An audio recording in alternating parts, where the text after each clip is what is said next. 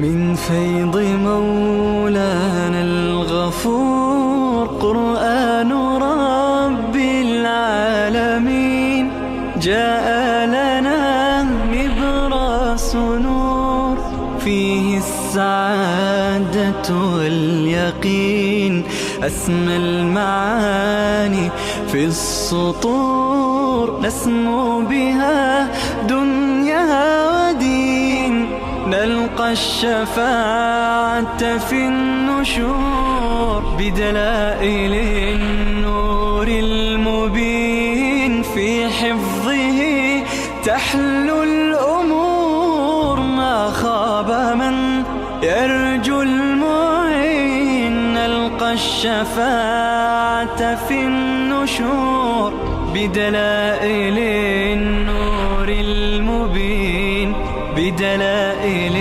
النور المبين.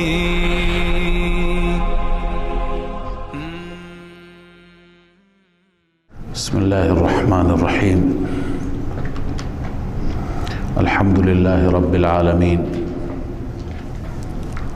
والعاقبة للمتقين والصلاة والسلام على سيدنا سيد الأنبياء وخاتم النبيين وعلى آله وأصحابه أجمعين. بعد از وفات پدر هم حضرت یوسف علیه السلام تا مدتها حیات داشت تا اینکه در سن 110 سالگی یوسف علیه السلام از خدای عزوجل مناجاتی جا در قرآن هست بسیار جالب است. مناجات یک پیغمبر است که برای ما بهترین الگو نمونه هست. یوسف علیه السلام در پایان عمر خودش هم این مناجات را و این دعا را از الله خواست. رب قد آتیتنی من الملک، بار الها تو به من دادی ملک دادی پادشاهی دادی یعنی نعمت ظاهری.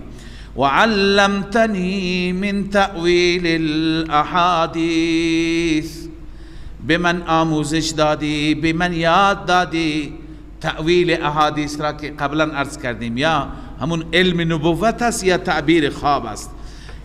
منظور اینه که ای خدایا هم نعمت ظاهری به من دادی هم نعمت باطنی هم دادی معنوی دادی. من الملک نعمت ظاهری هست و علمتنی من تأویل الاحادیث دین است ایمان است نبوت است، این نعمت معنوی هست. لذا یه چیز دیگه از تو میخواهم. فاطر السماوات والارض، اینجا یا مقدر است. ای فاطر آسمان ها و زمین، ای خالق آسمان ها و زمین. فاطر اون خالقی را میگویند که یک چیز را بدون الگو درست کند بدون نمونه قبلی درست کند.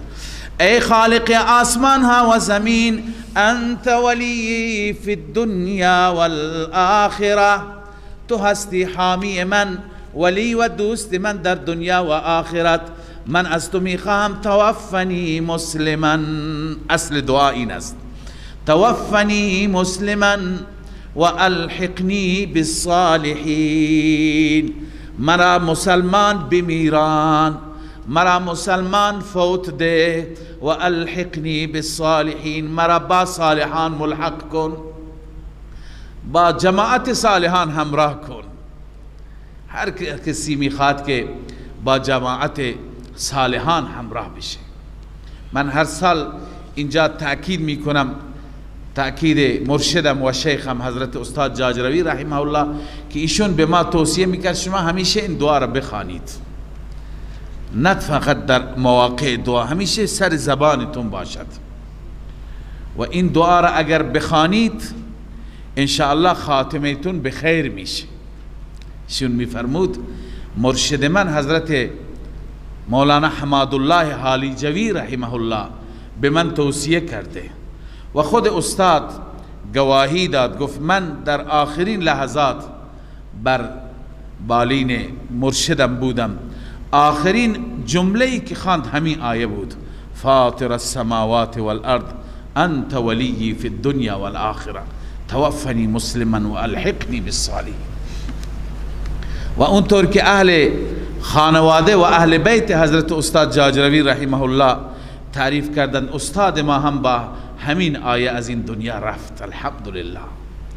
حضرت استاد رحمه الله بعد از این که نماز مغرب را امامت کرده بود ناراحتی قلبی پیدا کرده بود و قلبش درد گرفته بود. طلاب بردن تا دم خونه، بعد از دم خونه داخل اهل بیت بردند، خانواده بردند و خانواده فرزندشون آمد از قول پدر از قول مادرش میگفت.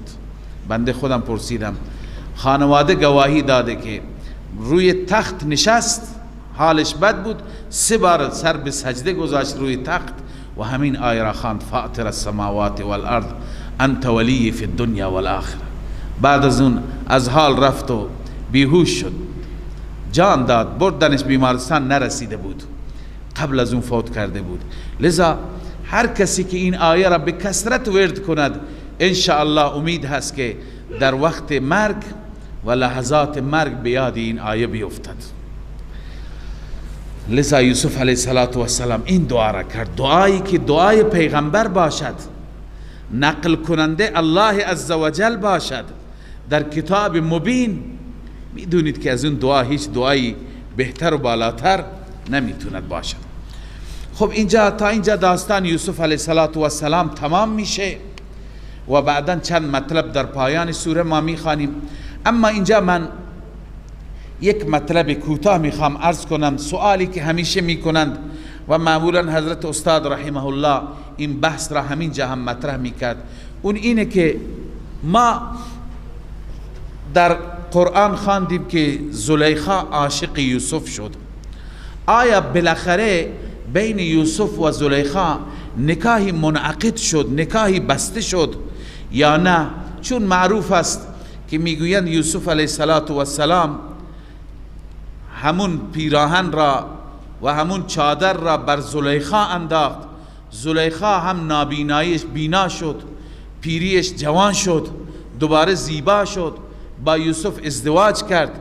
این وقت عزیز مصر مرده بود، با یوسف ازدواج کرد و 2 فرزند خدا بهشون داد. و میگویند که این در روایات اسرائیلی هست، در کتاب تورات هست. لذا بسیاری از علمای ما گرفتند، بسیاری از مفسران ما، مفسران معروف و مفسران مورد اعتماد هم اینو نوشتند. اما ما اعتقاد داریم که این مسئله صحیح نیست، این درست نیست و این را رد میکنیم به چند دلیل. اول ما میپردازیم به اصل این جریان که یوسف علیه السلام با کسی ازدواج کرد که نام پدر او شبیه نام شوهر زلیخا بود. اون در تورات نوشته، بعضی ها اشتباه نقل کردند. در تورات هست که یوسف علیه السلام با دختر کاهن شهر اون به نام فوتیفرع، فوتیفرع با فوتیفار فرق دارد. فوتیفرع این آخرش عین هست و اون آخرش الف و را هست. فوتیفرع که نام اون دختر آسنات بود، ازدواج کرد، 2 فرزند الله بهش داد، یکی اسمش بود منسا و یکی افرایم. خداوند این 2 فرزند را به یوسف علیه السلام داد و بعضی از محققین ما نوشتند اونهایی که از تورات نقل کردند و گفتن با زلیخا ازدواج کرده، احتمالا اینجا با این اشتباه مواجه شدند که اولا فوتیفرع را با فوتیفار که اون کاهن مصر است و اون عزیز مصر اشتباه گرفتن. دوما این دختر فوتیفرع بود و زلیخا زن فوتیفار بود. لذا اینها اشتباهشون از اینجا بوده، از این تشابه اسمی بوده. و دلیل دیگر بر اینکه یوسف علیه السلام با زلیخا نکاح کرده باشد هیچ حدیث صحیح در این باره وجود ندارد. و اینکه ما رد میکنیم به چه دلیل هست؟ قبول نداریم، خب شاید بوده شاید نبوده. نه، به این دلیل هست که ما معتقدیم حضرت عبدالله ابن عباس رضی الله تعالی عنه این جمله را می فرماید که هیچ وقت زنان پیامبران بدکار نبودند، فاسده نبودند. زنان پیامبران کافر بودند، مشرک منافق بودند. این کفر و شرک عیبی هست که به خود زن برمیگردد. اما العیاذ بالله زنا و فساد اخلاقی، این عیب به خود زن بر نمیگردد تنها. این عیب متوجه شوهر میشه، متوجه پدر میشه، متوجه برادر میشه، کل خاندان معیوب میشه، کل خاندان سرفکنده میشه. لذا خدای عزوجل برای پیامبرانش چنین زنانی را انتخاب نمی کند.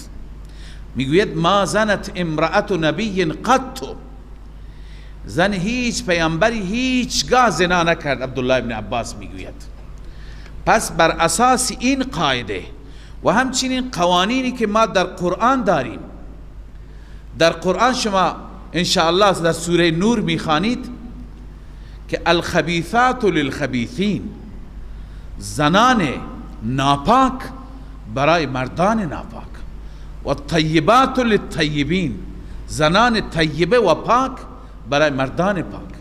لذا ما معتقدیم برای یوسف پاک و پاک تینت و پاک سیرت هرگز خدای عزوجل این زن را انتخاب نمی کند.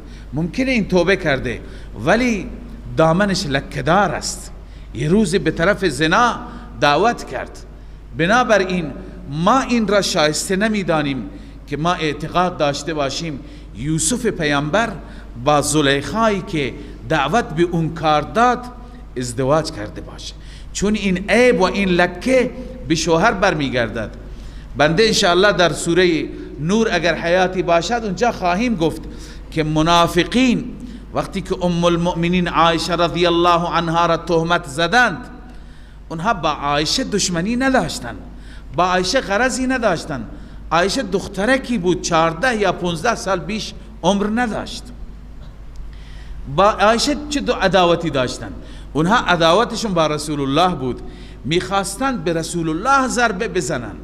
پس زن انسان العیاذ بالله اگر کاری باشد این ضربه به خود انسان میاد، اگر کافر باشد کفرش به خود زن برمیگردد، شرکش به خود زن برمیگردد. اما زنا نه، به شوهری که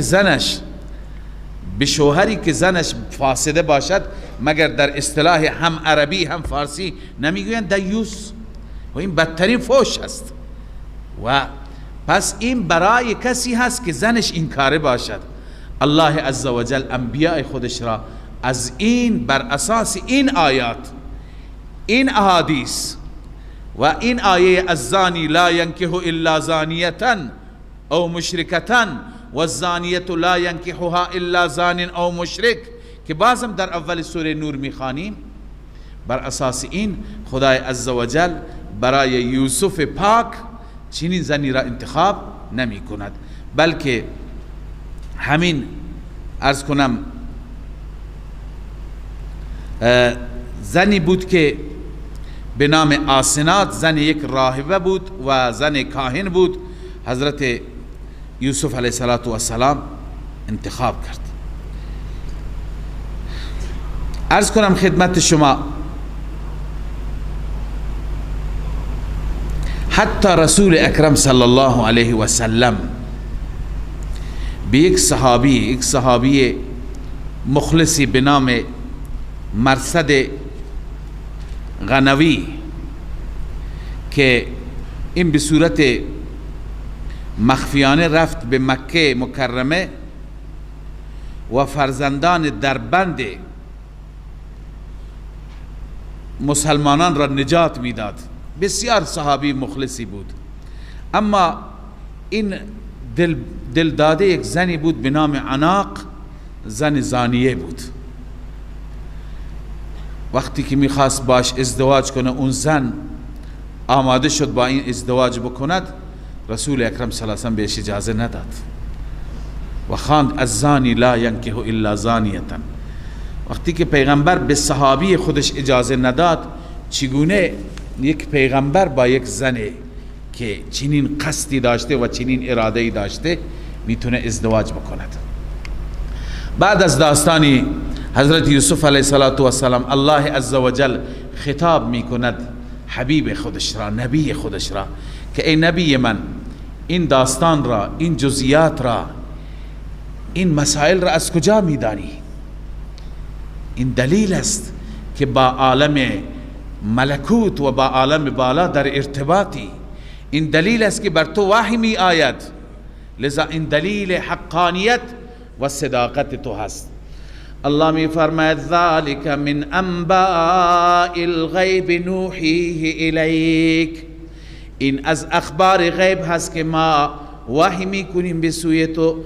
و ما کنت لدیهم اذ اجمعوا امرهم، نبودی ای پیامبر شما نزد آنان، نزد برادران یوسف، اذ اجمعوا امرهم، زمانی که آنها با هم مشوره کردند درباره امرشان، و هم یمکرون، آنها توطئه کردند بر علیه یوسف.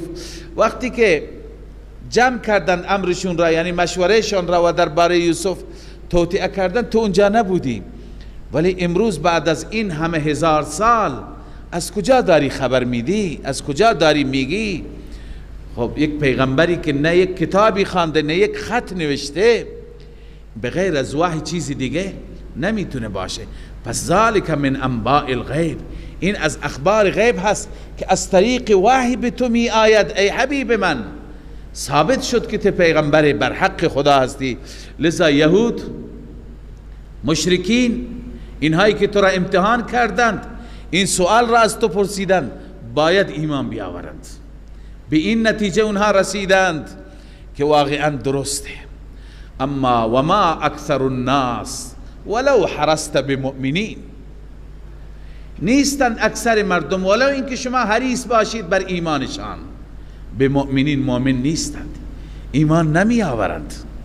با وجود اینکه شما همه جوابهاشون را دادید، همه بهانه هاشون را گرفتید. و ما تسألهم علیه من اجر ان هو الا ذکر للعالمین، شما از آنها هیچ اجری هم نمی خواهید بر این قرآن، بر بیانات این قرآن، بر پند و موعظه های این قرآن. بعض هم اونها ایمان نمی آورند. ان هو الا ذکر للعالمین، نیست این قرآن مگر پندی هست برای جهانیان. باید ما از این قرآن پند بگیریم.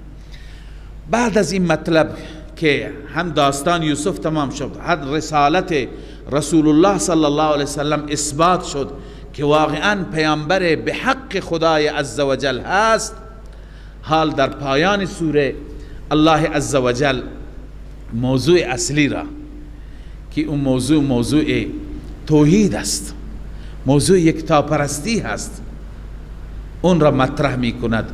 چون هدف یوسف هم توحید بود و مقصد رسول الله هم توحید هست. الله می فرماید و کأی من آیت، چقدر از نشانات هست، نشاناتی که در آسمان ها و زمین هستند، چقدر از نشانات هست فی السماوات والارض، نشانات توحید در آسمان ها و زمین، که این نشانات را انسان می بیند، می داند فقط خدای واحد هست معبود و بس. اما این نشانات یمرون علیها، انسان ها بر اون نشانات مرور می کنند، عبور می کنند، می گذرند، رد می شوند، و هم عنها معرضون، از آن نشانات اعراض می کنند، توجه نمی کنند، به توحید خدا فکر نمی کنند. این آسمان را نمی بینند که این آسمان را آخی که پیدا کرده، به چه مقصد؟ این زمین، منافعی که در زمین است، منافعی که در آسمان، در دریاها هست. و ما یؤمن اکثرهم بالله، ایمان به خدا دارند، اما چه ایمانی؟ ایمانی توأم با شرک، ایمانی همراه با شریک گرفتن. لذا الله می فرماید، اقرار میکنه، حیث یقرون انه الخالق الرازق، جلالین گفته، با وجودی که اقرار میکنه خالق الله است، رازق الله است، ولی باز هم و ما یؤمن اکثرهم بالله، اکثرشان به الله ایمان نمی آورند الا و هم مشرکون، مگر آنان مشرکند، یعنی ایمانی که همراه با شرک است، ایمانی که هم خدا را می دانند و هم غیر خدا را معبود می دانند، هم از خدا استمداد می کنند و هم از غیر خدا استمداد می کنند، پس شرک می کنند. الله همه ما را از شرک نجات بده. شرک بدترین پدیده است. اینقدر که در قرآن الله عزوجل بر علیه شرک سخن میگوید، بر علیه هیچ چیزی. و شرک گاهی انسان متوجه نیست چگونه شرک میکند. لذا باید درباره توحید و شرک همه ما علم داشته باشیم. این انداز علم فرض است که همه عبادت های ما را، چه عبادت های جانی هست، چه عبادت های زبانی هست، چه عبادت های مالی هست، نظر و نیاز، ما برای خوشنودی و تقرب الله داشته باشیم، نه برای غیر الله. برای غیر خدا هیچ چیز را قربان نکنیم، هیچ چیز را صدقه نکنیم. ایصال ثواب جای خودش را دارد. برای تقرب الله و ثوابش را انسان به پدر ببخشه، به استاد ببخشه، به پیر ببخشه، درسته. اما برای خوشنودی و رضای غیر خدا نه گوسفند بکشیم، نه یک لیوان آب و شربت تقسیم بکنیم، نه ذکر و ورد اونها را به زبان بیاوریم که از اونها استمداد بکنیم، و نه در حضور اونها یا در حضور نمادها و یادگارهای اونها یا در حضور عرض کنم قبر اونها تعظیمی کرنشی که نشانگر عبادت باشد داشته باشیم. اینا شرک میشه یا اینا حرام میشه اگر انسان نیت عبادت داشته نباشد. لذا الله می فرماید افامنوا، آیا انسان ها ایمن هستند؟ شرک میکنه عذاب من نمیاد؟ نباید ایمن باشند، باید بترسند. افامنوا ان تأتیهم غاشیة من عذاب الله، آیا آنها ایمن هستند از اینکه بیاید غاشیت یعنی آفتی از عذاب خدا، او تأتیهم الساعة بغته، یا آیا این آنها ایمن هستند، بیغم هستند از اینکه قیامت ناگهان بیاید و هم لا یشعرون، آنها هیچ متوجه نباشند که قیامت چطور آمد. آیا ایمن هستند؟ نباید ایمن باشند، نباید بیغم باشند. همیشه باید انسان بترسد، همیشه از عذاب خدا بترسد، استغفار بخواند، به سوی الله رجوع بکند. این آیه به ما این پیام را میده که ما همیشه در هر آن، در هر لحظه در حالت ترس و لرز باشیم که مبادا خشم خدا، قهر خدا بر ما اهل زمین که شب و روز گناه میکنیم، شب و روز معصیت میکنیم و غفلت داریم، مبادا بیاید. همونطور که خیلی بر آمده اطراف ما شنیدیم، دیدیم، در اخبار به ما خبر رسیده.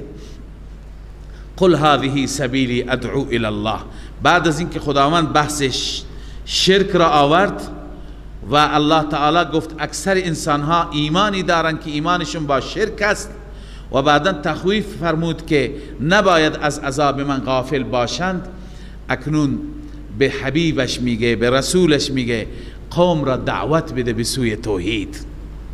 قل هذه سبیلی، ترغیب و بیان توحید. بگو ای پیامبر این است راه من، این است راه من، یعنی راه من پیامبر توحید است، یکتا پرستی هست، خدا پرستی هست، نفی شرک است. ادعو الی الله، فرامی خانم بسوی الله، ای الی توحید الله والایمان به، من شما را دعوت میدهم بسوی توحید، بسوی یکتا پرستی و بسوی اینکه به الله ایمان بیاورید. علی بصیرت، بر بصیره. بر بصیره یعنی چه؟ بصیره را تفسیرهای مختلف کردن. بعضی گفتن علی بیان و حجت واضحه غیر عمیاء،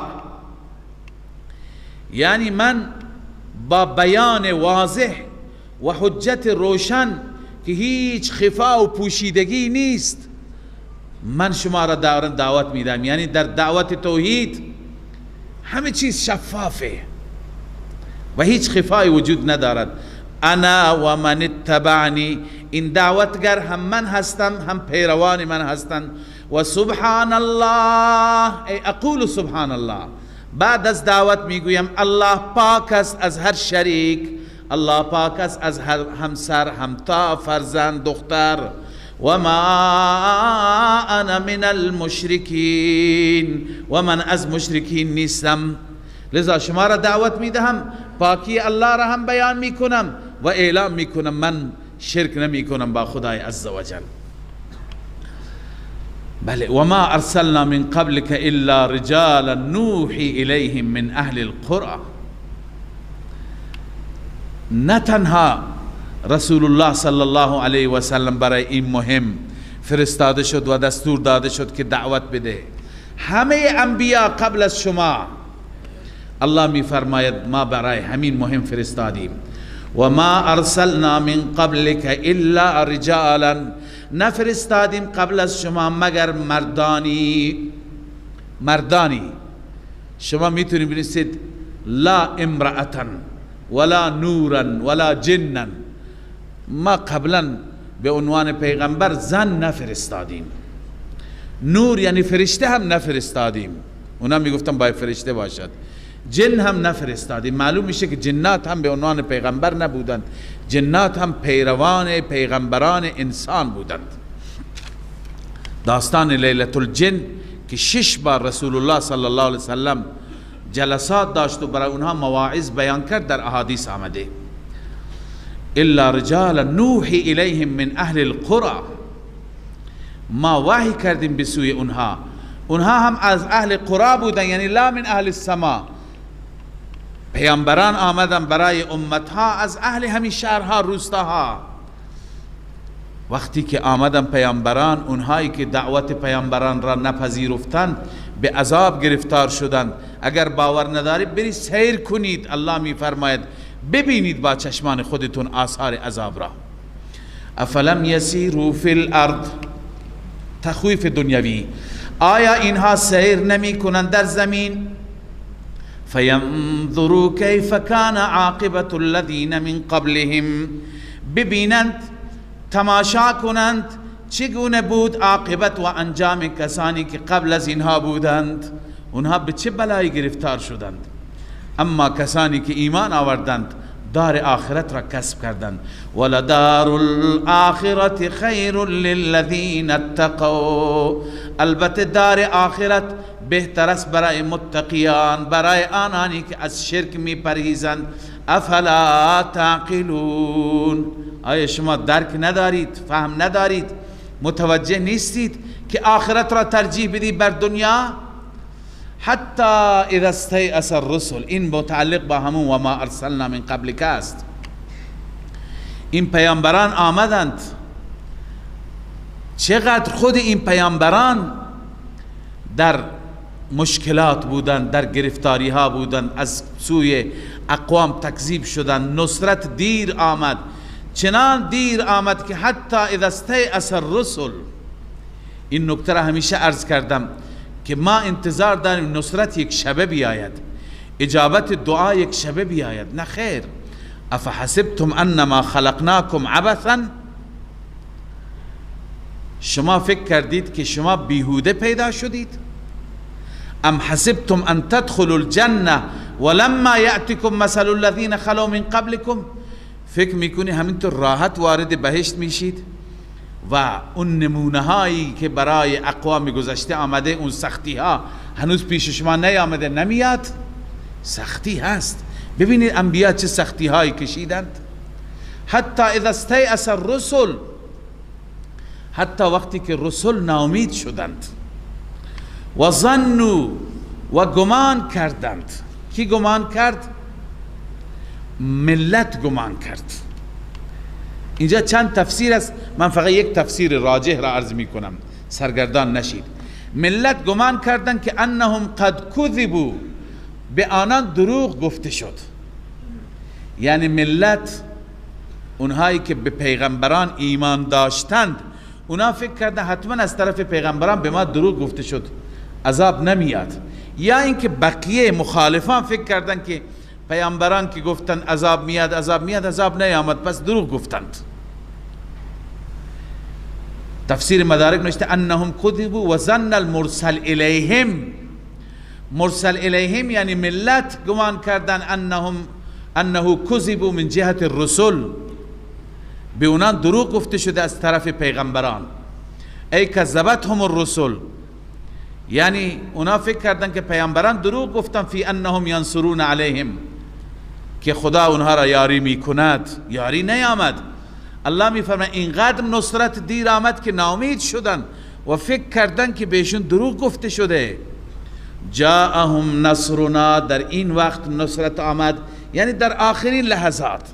فنجی من نشاء، نجات میدهیم در آن صورت کسانی را که ما بخواهیم.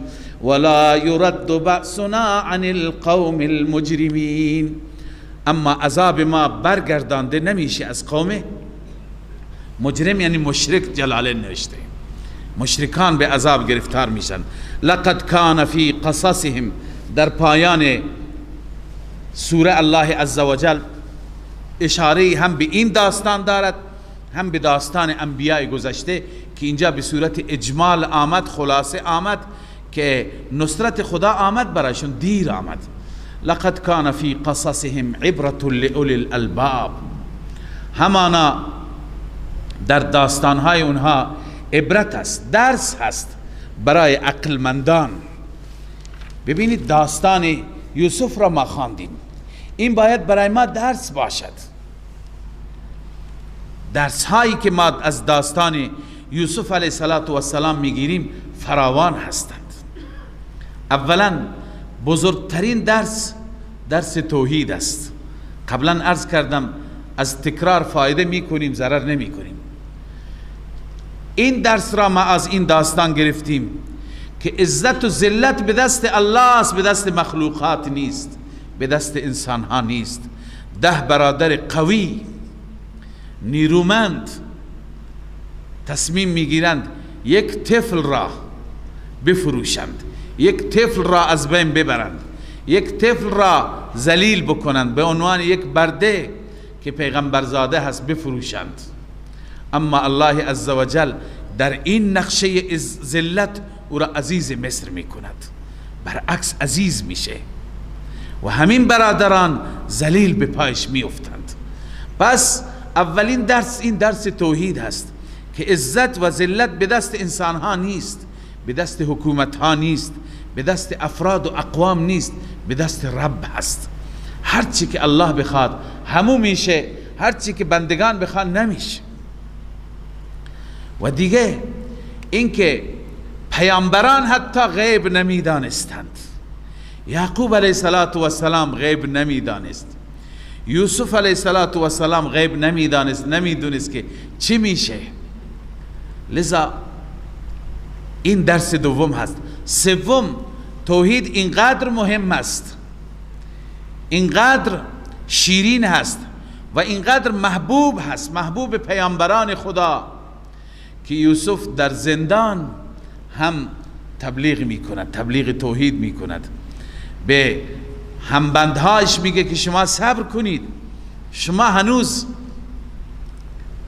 هنوز برای شما نهار ظهر نمیاد که من تعبیر خوابتون را ذکر میکنم، اما قبل از اون مطلب مهمتری.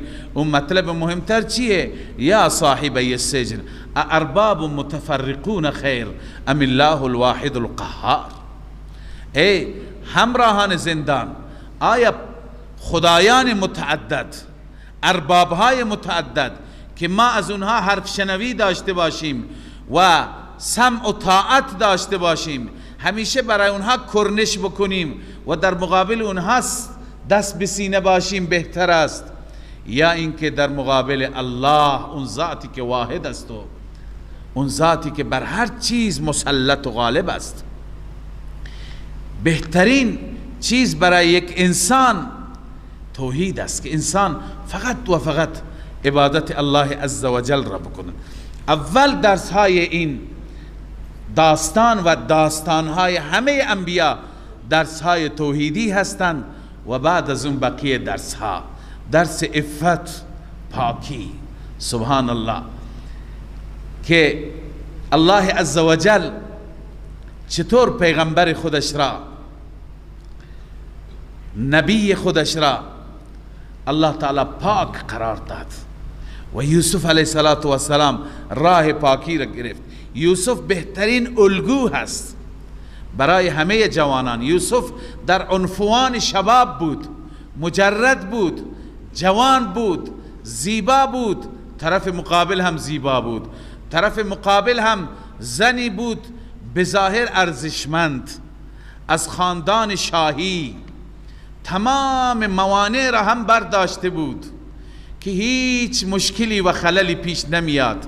اما سبحان الله وقتی که تقوا، خدا ترسی در دل باشد، اون وقت میبینیم که به هر حال تقوا کار خودش را میکند و یوسف علیه السلام عزتمند از قضیه بیرون میاد.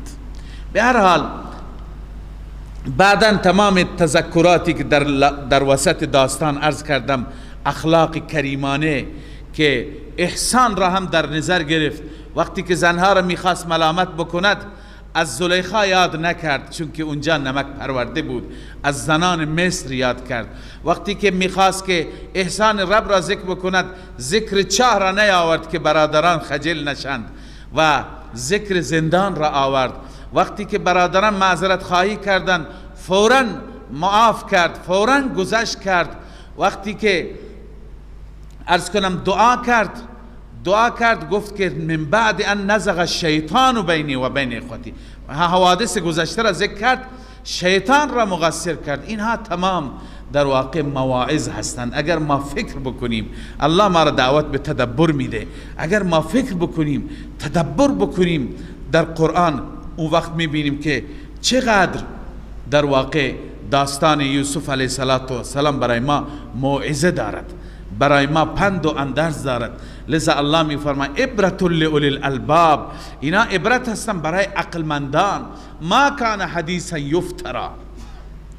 در آخرین آیه الله درباره قرآن میگه ما کان حدیثا یفترا، این قرآن سخنی نیست که افترا باشه و درست کرده باشه، درست شده باشد، ولکن تصدیق الذی بین یدیه، اما این کتابی هست که تصدیق کننده کتابهای پیشین است، یعنی تورات و انجیل، و تفصیل کل شیء، و در این کتاب تفصیل هر چیز هست، یعنی هر چیز که ما نیاز داریم، کل شیء مما یحتاج العباد الیه من الحلال والحرام، هر چی که بندگان نیاز دارند، و هدی و رحمه، و این کتاب هدایت است و رحمت است لقوم یؤمنون، برای قومی که ایمان بیاورند، قومی که به قرآن یقین داشته باشه، ایمان داشته باشه، بهره بگیرد، برای او هم هدایت است، میتوند راه خودش را از قرآن یاد بگیرد، و برای او هم رحمت است. یعنی وقتی که به قرآن عمل بکند و به راه قرآن پایبند باشد، رحمت رب العالمین بر او نازل میشه، سرازیر میشه. الله عزوجل قرآن را برای ما رحمت و هدایت بگرداند، موجب خیر دنیا و آخرت ما الله تعالی قرار بده. صدق الله العظیم. من فيض مولانا الغفور قرآن رب العالمين، جاء لنا نبراس نور فيه السعادة واليقين، أسمى المعاني في السطور، نسمو بها دنيا ودين، نلقى الشفاعة في النشور بدلائل النور المبين، في حفظه تحلو الأمور، ما خاب من يرجو المعين، نلقى الشفاعة في النشور بدلائل النور المبين، بدلائل